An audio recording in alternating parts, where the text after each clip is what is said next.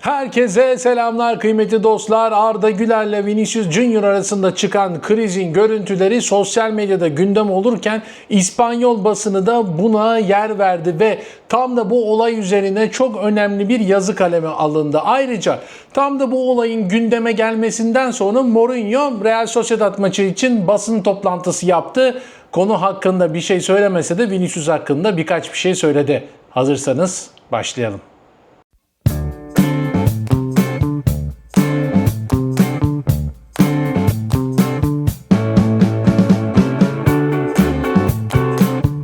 Evet, bundan birkaç hafta önce Arda Güler için bu sezonun en kritik sezon olduğu yazıldı, çizildi. Biz de bunları aktardık ama bence en kritik sezon Vinicius Junior için. Her ne kadar sözleşmesini 2032'ye kadar uzatmış olsa da çanlar hala onun için çalıyor ki bu videoda nedenlerini de çok ciddi göreceğiz. Şimdi önce Arda Güler'le arasında neler yaşandı? Espanyol deplasmanında 2-1'lik galibiyete döndü. 90. dakikada Carlos Espi atmıştı ki o maçta da Arda Güler çok iyi oynamıştı ve ilk çıkan isimlerden biri olmuştu ama biraz orada da Diamonde'nin denenmesi için Arda Güler de çıktı ama asıl kritik El Mundo muhabiri bir şeyler söylüyor. Onları da şimdi detaylandıracağız. Karşılaşma sırasında Vinicius Junior ve Arda Güler arasında yaşanan bir pozisyon sosyal medyada gündem oldu. Hücum sırasında Arda'nın kendine pas vermemesine sinirlenen Brezilyalı futbolcu milli yıldıza tepki gösterdi.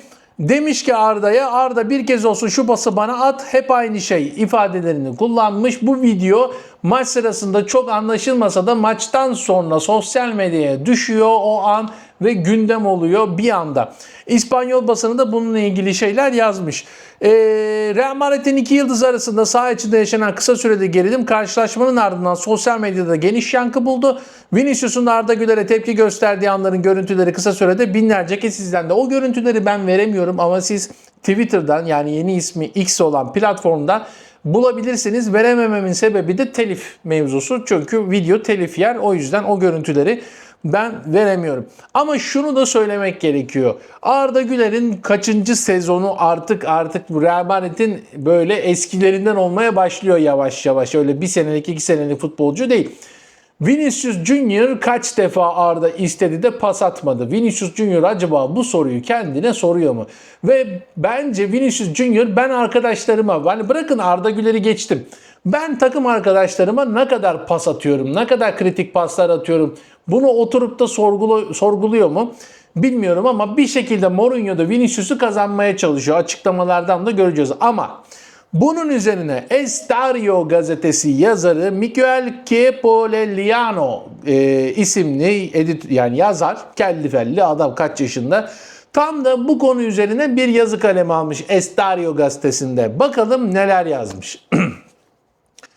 Vinicius Junior bu çarşamba Santiago Bernabéu'ya geri dönüyor. Bu sıradan bir maç değil. Geçen sezon taraftarın öfkesini üzerine çektikten ve sözleşme yenileme sürecini son noktaya kadar uzattıktan ve yeni sezona gerçek futbol ve jestlerden başladıktan sonra Madrid taraftarının önüne ilk defa çıkacak ve rakip Real Sociedad olacak. Brezilya'nın ilk rakibi kendi taraftarı olacak. Real Sociedad sahada olsa da son olay Espanyol'a karşı zorlu geçen galibiyet sırasında Movistar kameraları tarafından kaydedildi. Arda Güler'in topu kendisine pas vermemesi üzerine Vinicius takım arkadaşına çıkıştı. Arda bana bir pas ver, hep aynı. Bu azarlama özellikle talihsizdi çünkü Türk oyuncu Real Madrid'in en iyi oyuncularından biriydi. Brezilyalı oyuncu ise yine sonuçsuz koşular, protestolar ve kötü kararlar içinde kaybolmuştu. Rakiplerin Vinicius'u bir katkı oyuncusu değil, bir yük haline getirmeyi çok iyi bildikleri için hayal kırıklığına uğramıştı. Bu durum maç sırasında yaşanan hararetli bir tartışma yüzünden iç savaş çıkmasına neden olmaz. Ancak bu görüntü Vinicius'u uzun zamandır çevreleyen bir izlenimi pekiştiriyor. Sanki pozisyonu performansından daha önemliymiş ve diğer herkes ona destekleyici bir rol üstlenmiş gibi davranmaya devam ediyor.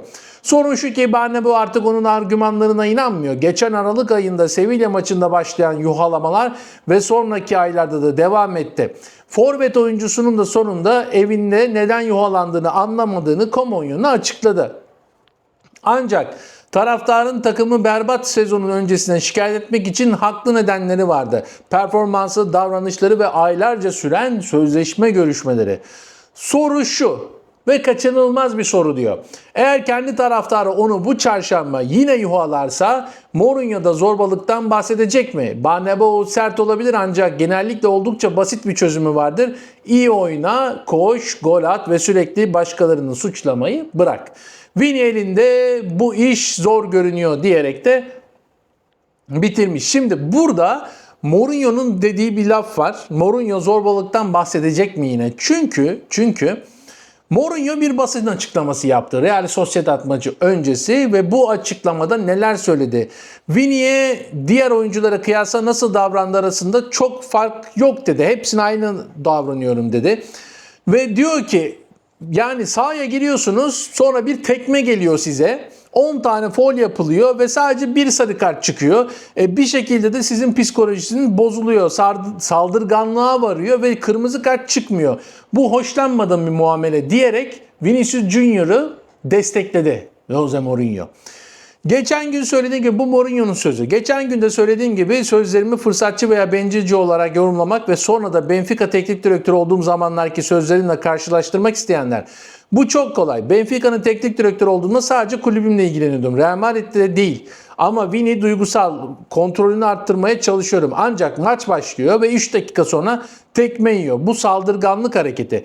Boynu kırılmıyor ama bu bir saldırganlık hareketi. Ve diyor ki ben futbolcu olsam aynı şeyleri yapsam ben saldırırdım diyor. Kavga ederdim, kırmızı kart görürdüm diyor.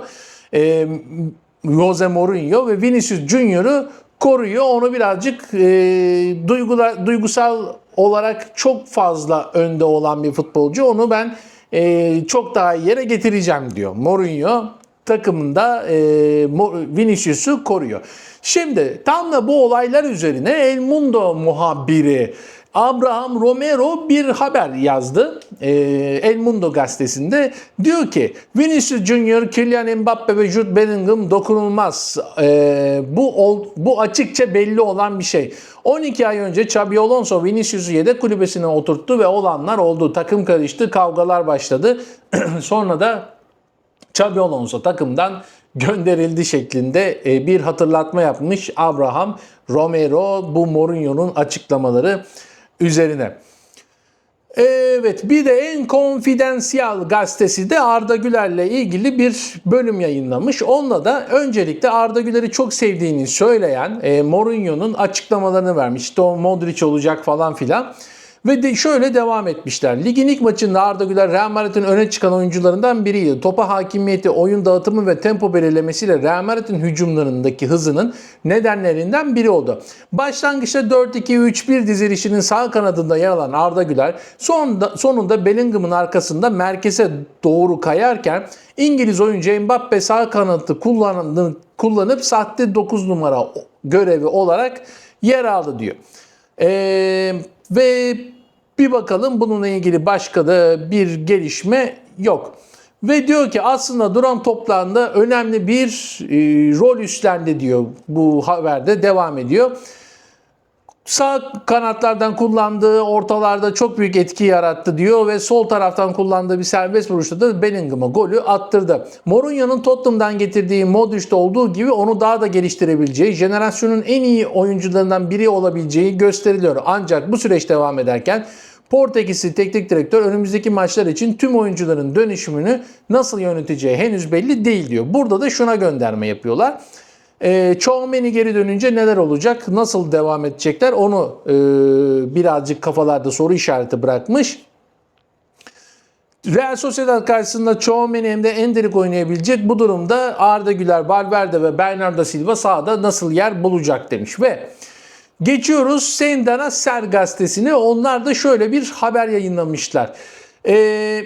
Teknik direktörün işi takımı doğru oyuncuyu seçme, kişiliği olan birini o bölgede oynatma. Valverde konusunu rafa kaldırmıyorum. Oyunda dengeyi kuramıyor. Çünkü çok fazla arkadaşlarını koşturuyor. Pozisyonları kaybediyor. Tüm bu nedenlerden dolayı Fede Valverde zor durumda ve Mourinho'nun ilk 11'inde yerini kaybedebilir. Sendana Ser'de Tchouaméni'nin gelişi sonrası Arda Güler mi, Valverde mi yoksa Bernardo Silva mı yedeğe geçecek? Onun sorusunu sormuş ve bu cevabı vermiş. Onlar da Valverde'yi seçmişler. Ve son olarak da KOP Radyosu'nda eski futbolcu ve yorumcu Santi Canzeres bir açıklamalarda bulunuyor. Daha doğrusu programa katılıyor. Soru cevap şeklinde gidilen programda Vinicius Junior ile ilgili bir bölüm var.